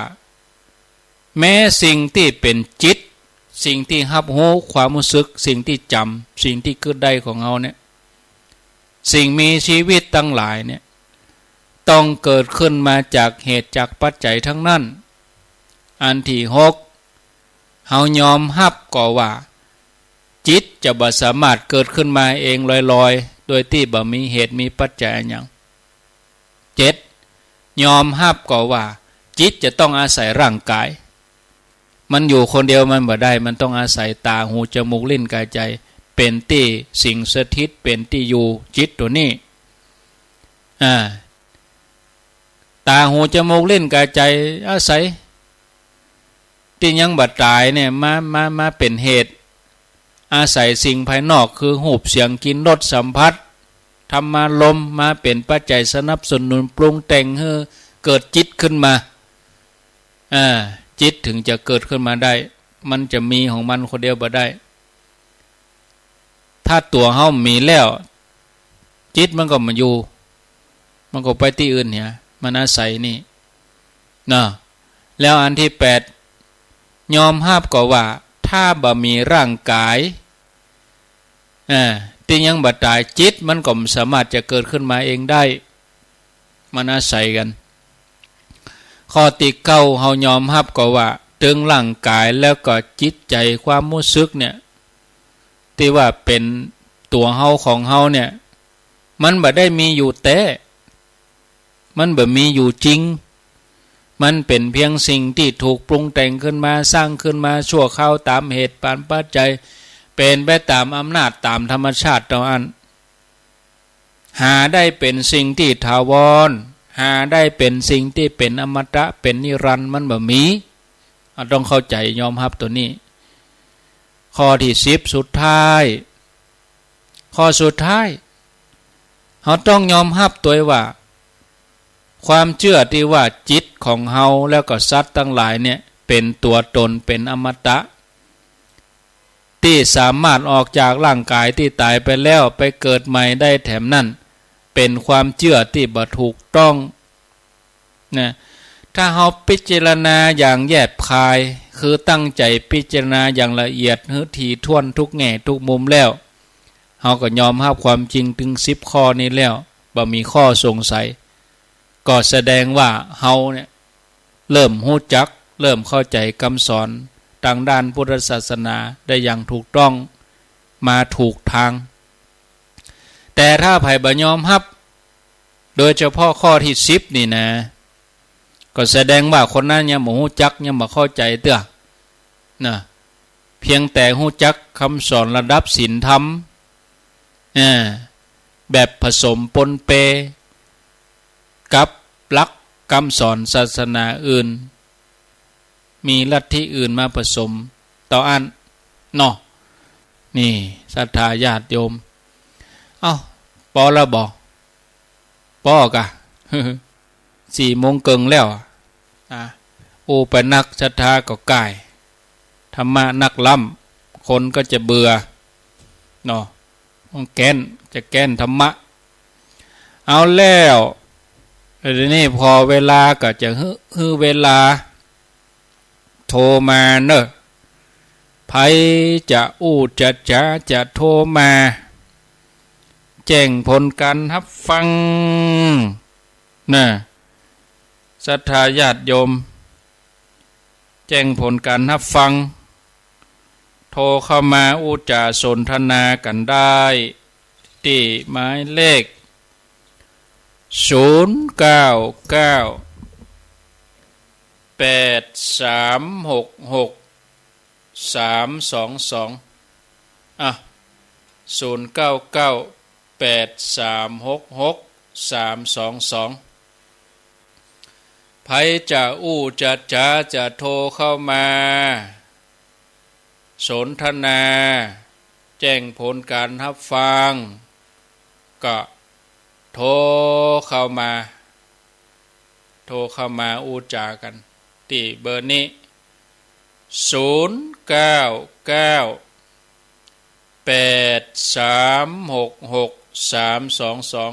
ริญพรจะไปสาเจ้าโทรจากที่ไหนจากแม่แจ่มเจ้าแม่แจ่มฟังชัดดีกะเจ้าฟังไม่ตึงไม่เจาะไม่แรงเลยลุงตู่นั่นกะเจ้าโอ้ฟังชัดเจนดีเจ้าฟังจากแม่แจ่มบุญนาเจ้าบุญนาเนาะเจ้าโมทนาบุญโมทนาบุญโตยสาธุสาธุอ้าวเจริญปอนสาธุเจ้าพระครูจากเบเดอโทษจากที่ไหนฮะโทษจากที่ไหนเลี้ยงแปะอยู่วังหงเจ้าอ๋อเมืองแปะเจ้าเมืองแปะฝนตกก็ตกหมดอ่ะตกทั่วเลยนี่โอ้เลี้ยงแปะตกขนาดนะอ๋อน้ำท่วมเนาะน้ำเขาว่าน้ำจะมาว่าแปะนะเตรียมระมัดระวังนะระมัดระวังไว้น้ำท่วมเป็นกำลังใจเด้อขอบคุณโอ้เขายังมาบูพังเนาะพ่อครูเนาะ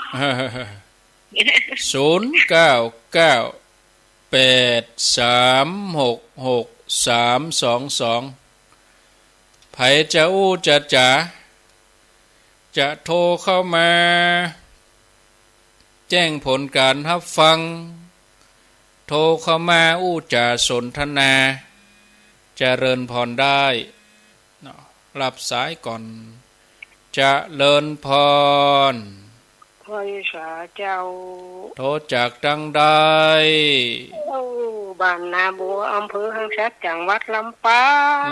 งหนากะลำปางหนาบางนะฟังชัดดีเนาะท่านพ่อครูว่าปีน้องท้าจะใกล้อีแม่บ่ใกล้เนาะอีแม่ใครทั้งต่อหั่นชั่วโมงว่าโอ้ปะปั่นตาเฮ้อ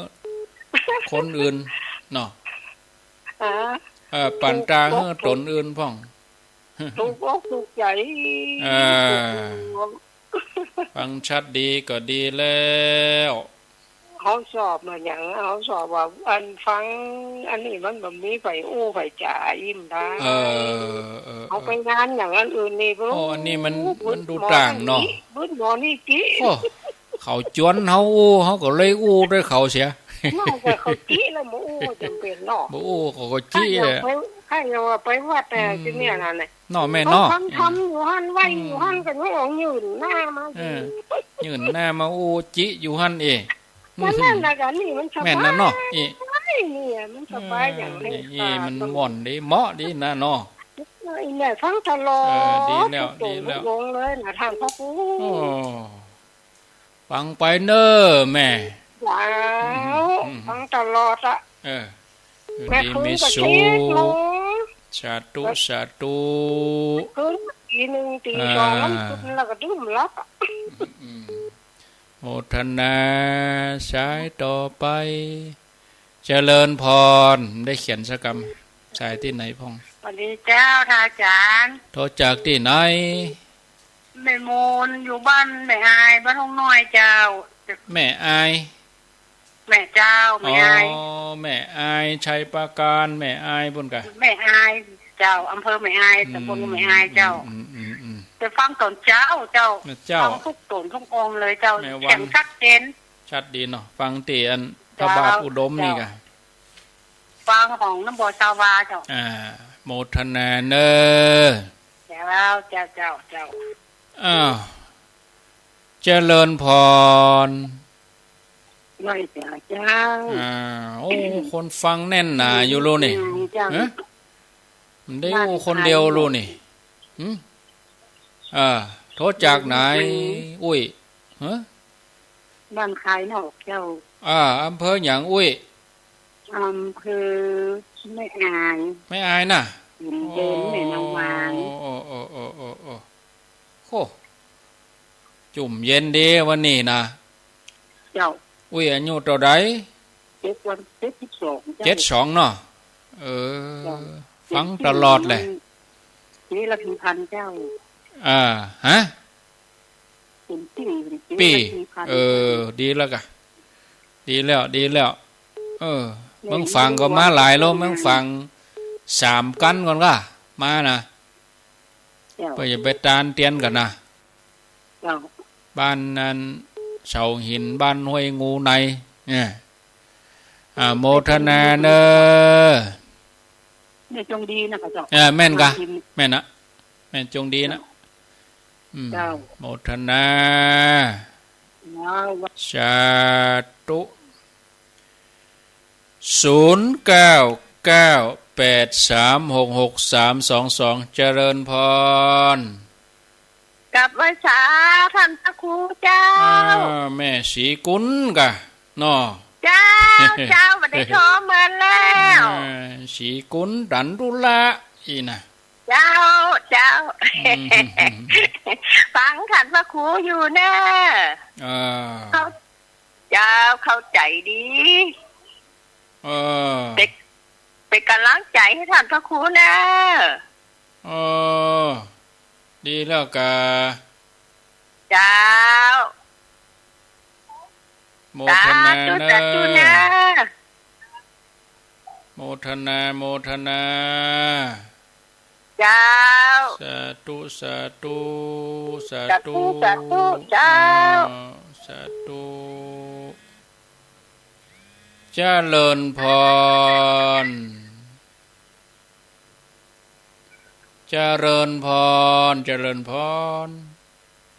ไม่ตาเจ้าจากที่ไหนแม่น้อยจากลำปางนะเจ้าแม่น้อยว่าได้แม่น้อยแม่ก็ฟังอยู่ฝนตกมาฝนตกชึงวันค่ำเหมือนกันนะเจ้าฝนชึงวันค่ำก็จุ่มเย็นละดูเปิ้นก็ถึงตอนมันฮ้อนมันมีควันหั่นกะกะแม่นะบ่เดี๋ยวนี้พ่อยางมันกลางวาสาเนาะกลางวาสามันน่าเปิ้นจะไปว่าหยังเฮ้อเทวดาบอกว่าไปจมท่านพระครูไม่จมเฮ้อเทวดานักจะเปิ้นเอาแรงเฮ้อเหียใหญ่ฮ้อนอแรงฮ้อนอเปิ้นปั่นแรงเฮ้อเหียยุ่งกะแม่นเจ้าพักไม่ตายหมดกะเนาะบ่ได้แล้วบ่เดี๋ยวนี้นะถ้ามันแรงกะขอความมีอยู่เนอะสาธุไม่เป็นกำลังใจโมทนาด้วยเนอะท่านเนอะโมทนาแล้ว0998366322มีเข้ามาจะจะก็ขอเจริญพรเจ้ากับไว้สาเจ้าท่านพระครูแม่สายพินกัญญาฟังอยู่เนอะแม่สายพินยังฟังได้อยู่รู้นี่ฟังเตียนสถานีเวียงเลยนั่นก็บุญจังหวัดนะเจ้าได้ยินอยู่กะแม่เจ้าได้ยินอยู่ง่ายมงเจ้าง่ายมงไปเสียน้อยฟดออกตรงชันลำคืนเนี่ยเอาไว้บนหัวลำบอกวันเนี่ยลงไว้ลูกอันกูเตียวิทยุแม่รู้กันละได้ชื่อแม่วันจันทร์นี่กันละได้ฟังนี่เจ้าแม่ก็ฟังทานพระครูว่าจะอ้อมสอนเธอแม่ก็เปิดตาไว้กันขอบคุณนะทานพระครูนะถึงนำทำคำสอนขอบคุณนะเจ้าเนอะโมทนาบุญสาธุเจ้ากับไว้สาเจ้าไปว่าเจ้าหน้าที่เทคนิคผอ.สถานีดีเจทั้งหลายของมจร.ลำปางก็รับทราบเนอะสถานีดังไปถึงตุ่งซ่านพวกนั้นนี่ตุ่งซ่านเมืองปานพวกน่ะตุ่งซ่านบ้านขอเมืองปานเจริญพรเจ้าไว้สาเจ้าโทรจากจังใด ฟังแต่เจ้าวันละเด้อจากที่ไหนฟังแต่เจ้าฟังจากไหนแม่หม้อนะเจ้าแม่หม้อกะโอ้อยู่แม่หม้อปุ่นเจ้าคนตกวันค่ำมาจ้าคนค่ำมาแท้ตกถั่วไปเลยอันนี้นะอ๋อได้ยินชัดดีเนาะได้ยินชัดเจนดีได้ยินชัดเจนดีก่อเจ้าวันนี้ชัดเจนดีนะเจ้าไม่งงยังไม่ใส่ชิ้นวานนะคะอันกะถ้าฮื้อเต็ม10นี่ได้ต่อใดการฟังเนี่ยเสียงมันบ่ได้ยินน่ะพระอาจารย์แม่ประเมินน่ะอันนี้เดี๋ยวเฮาถามกำกะเฮาจะถามกำแม่เจ้าประเมินคะแนนเต็ม10นี่ระดับการฟังความชัดเจนนี่ฮื้อต่อใด8 9ต่อใด10กะนั่นจบข่าวได้ยินระดับใดอ่ะฮื้อเต็ม10เนี่ยฮื้อต่อใดได้ยินคือเจ้าได้ยินอยู่จบข่าวรู้ไอ้แม่ไปเปิดวิทยุดังอ่ะเฮาถามว่ากำว่าชัดเจนเนี่ยคะแนนเต็ม10เนี่ยฮื้อต่อใดถ้าฮื้อ5มันโซซ่าๆน้อยฮื้อ6ก็ชัดมาน้อย7ก็ชัดมาน้อยอีกอ่ะบอกได้บ่ได้เอาใครฮู้บ่ได้เปิ้นจะได้ประเมินเจ้าหน้าที่เปิ้นจะได้ประเมินเจริญพรเจ้าว่าอาจารย์แม่อภัยไม่คือนะเจ้าแม่คือก็ตกเหมือนกันก็ฝนนี่เจ้าตกเจ้าวันค่ำแล้วว่าอาจารย์ได้ยินทีเนาะเจ้าได้ยินทีเจ้าอภัยกองราชอีกอะเนาะกองราชเจ้าแม่นนะโอ้ดีแล้วค่ะเจ้าชัดเจนดีก็ดีแล้วโมทนาเนอฟังไว้แต่เจ้าถ้าอาจารย์จะไปวันที่23มาเจ้ามาเจ้า23มาเจ้านะอ๋อ23มาเจ้าไปเวลา 3:00 นเจ้ารถ62ตันครับอาจารย์63ก่อนกะ63คน800ปลายโอ้เยอะขนาดเลยเนาะ800กว่าคนเนาะเจ้าอนุโมทนาสาธุเจ้าอาจารย์ด้วยเด้อสาธุอ้าวรับไปเลยเจริญพรเจ้าไว้สาเจ้าท่านพระคุณตั้งอยู่เด้อก็จากที่ไหนแม่ที่สมัยปงยังคกทางชัดเจ้าได้ยินชัดดีก่อเจ้าชัดเจนเจ้าบุญยวาดเจ้าบุญยวาดปงยังโคกนี่ฮื้อคะแนนเราได้เต็ม10นี่โอ้80เลยเจ้าไม่มีคะแนน80เลยชัดเจนโมทนาเนอสาธุเจ้าสาธุอ้าว1 ถึง 10ฮื้อคะแนนเราได้80ว่ะอันก็1 ถึง 100นั่นเนาะคือคะแนน100นะคะแนนเต็ม100นี่คือตัวใดระดับการฟังนี่0998366322เจริญพรเจ้าไว้สาเจ้าไม่น้อยจะได้ไม่น้อยฟังสถานีไหนสถานีเนี่ยอาตีมันมีนี่น่ะ92โอ้ท่านี่ยังอันใหญ่น้อยถึง10เลยนะเจ้าว่ามันไก่เนาะมันชัดก็แท้ของป้อดมนี่กะ 89.5 เป็น92เนี่ยโดยยาถึงได้ฟังเพราะว่ายังเพิ่นว่าน่ะมันใหญ่ทยุบ้านทุ่งเรดิโออยู่มันดังน่ะผู้ซีแล้วเดียวโมทนาบุญโตยจ้าสาธุเอาหมายไว้หูตีแล้วก็หมายไว้เฮเอาสีเข็นไว้ตัดนี้0998366322จะเลินพรนมัสการครับแฟนพันแท้ครับแม่ริมครับจากข้างวัดแม่ริมครับข้างวัดแม่ริมฝนตกก็ต้องปุ้นแม่ริมโอ้ช ชุ่ม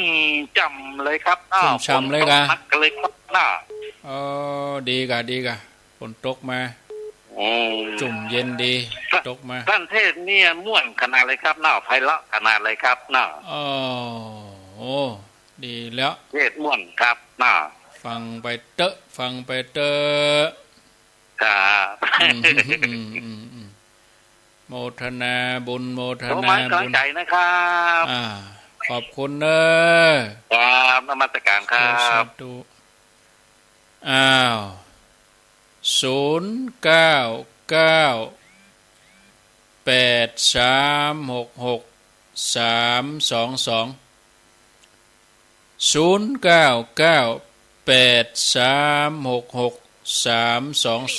มีเข้ามา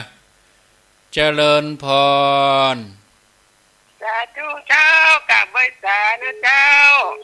โทษจากนายสิทธิอยู่แม่สิงน้อยเมืองฝางฟังจากวัดพระบาทอุดมนะเจ้า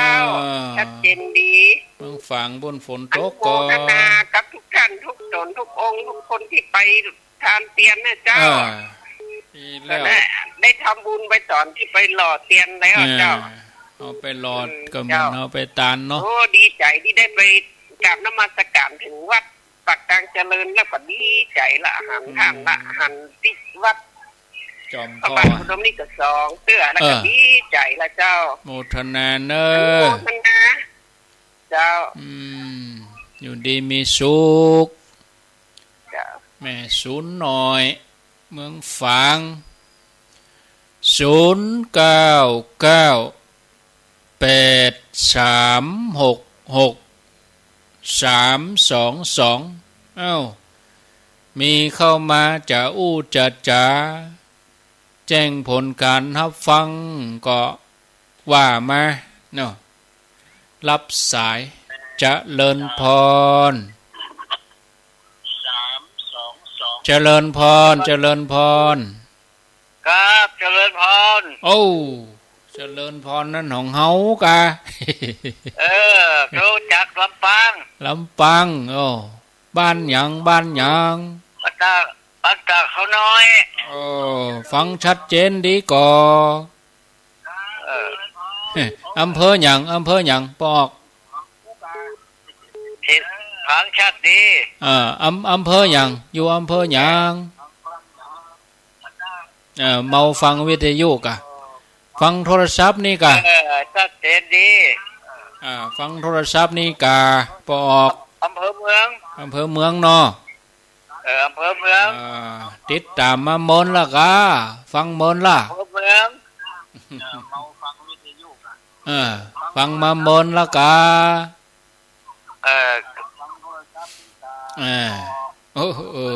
โยมถ้าอย่างงงเบาวิทยุก่อนเบาก่อนแม่อายุต่อใดป่อท่านชื่อว่าจะได้ก็ชื่อว่าพระครูอภิวัฒนวิกรมอยู่ดอยลอปากทางเจริญดอยลออำเภอดอยลอเชียงใหม่เพ่น่ะปออกอายุต่อใดผมฟังถึงวันน่ะเหมาะเนาะม่วนน่ะเป็นลูกศิษย์ท่านมหาชาติอายุต่อใดป่อผม79ละโอ้79ล่ะโอ้ติดตามตลอดก็ม่วนใจเนาะสักวันจะไปแอวหามาไปแอวไปมาหาสู้กันเนาะ